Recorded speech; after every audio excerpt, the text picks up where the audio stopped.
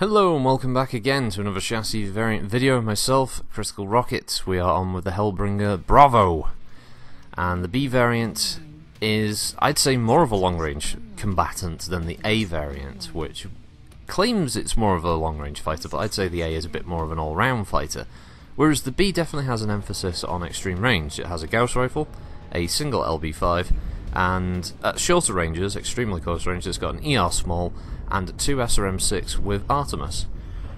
So essentially you've got an extremely short or long range battle mech that is pretty much entirely ammunition dependent. Now on the face of it, the dual ballistics is a nice idea, except arm mounted ballistics, and the Hellbringer is definitely one of the worst clan battle mechs for low slung arm syndrome. Now I've mentioned this plenty of times with clan mechs, they've all got the problem with low slung arms. They all have to expose more of their mech than a good number of inner sphere designs that, if they have arm mounted weapons that are low slung, they can compensate for it with a decent amount of mid to high mounted energy or ballistics or whatever that is. The only high mounted weapon slots on the Hellbringer are the missile racks, so unless you plan on getting quite close, you know, this one definitely involves sacrificing a fair amount of your mech's body to get the shots. Now, the other thing I've noticed with the Hellbringer is that it's a surprisingly under-armoured 65-tonner. Even in tabletop terms, when you look at it, for comparison with its brethren in the 65-ton range, the Linebacker and the Evan Jaguar, I believe, have a little bit more armour compared, and this sort of relegates the Hellbringer to more of a supporting role, and I guess it maybe fits in more with the fact that it is an older Omni-Mech design, so maybe it doesn't have quite as many refinements.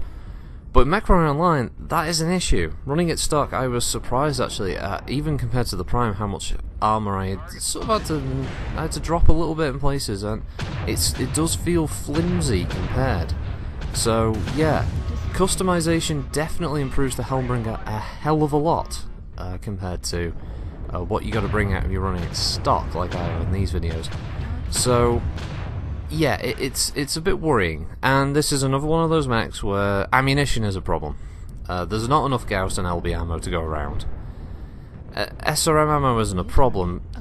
I think your SRMs are very rarely used in comparison to your Gauss rifle and your LB, for instance, due to rate of fire and the fact that you want to engage targets more at range than you ever do at close range.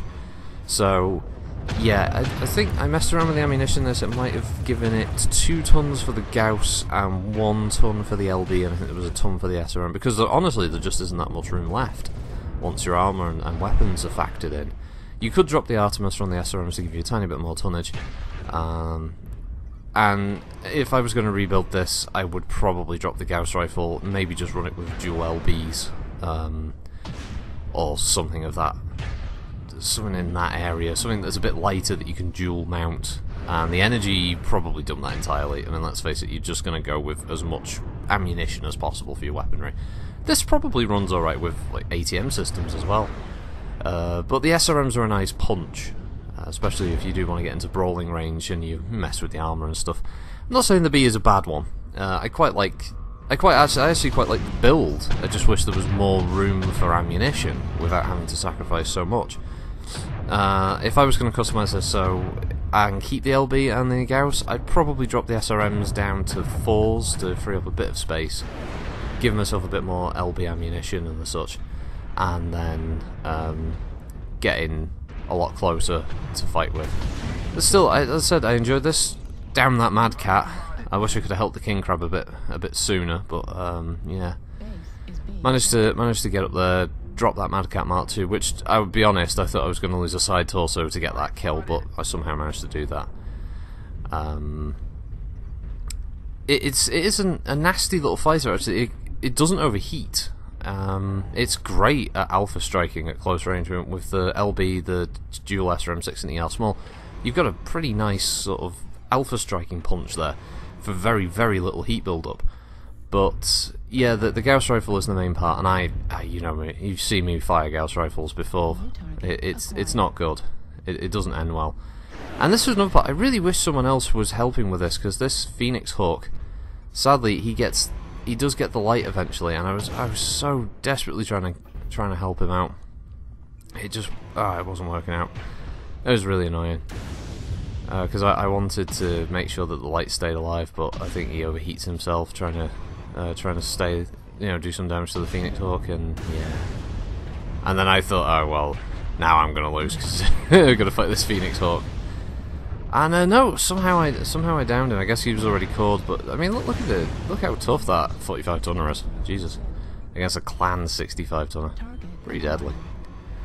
But yeah, we're getting close to the end of the match now. It was a good match. This is why I kept this one. It was close. It was a back and forth brawl. There was a lot of damage being thrown around. I was disappointed in myself and my own damage. I thought I did more, but my end result just really wasn't great, and it kind of sucks. But it's so rare you get matches like these in MWO where there's a nice sort of spread. If it's between 8 and 12 on kills, I'm pretty happy with that. There was a fight, So I've got no problem with this match. I thought it went quite well. I enjoyed it, and maybe you do too. What do you think of the Hellbringer B? It's one I can recommend. Yeah, it's all right. It's not brilliant. My next one is my personal favourite of them. After the Prime, if anyone, I'd say buy the Prime. That's your start point. Buy the Prime. It's got ECM and all that. That's a great one to choose. And then after that, in the variants, for me personally, it's the F. I like the F variant more. So yeah, I'll wrap this up now. Have a good one all. Thanks for watching, and I'll see you next time. Bye.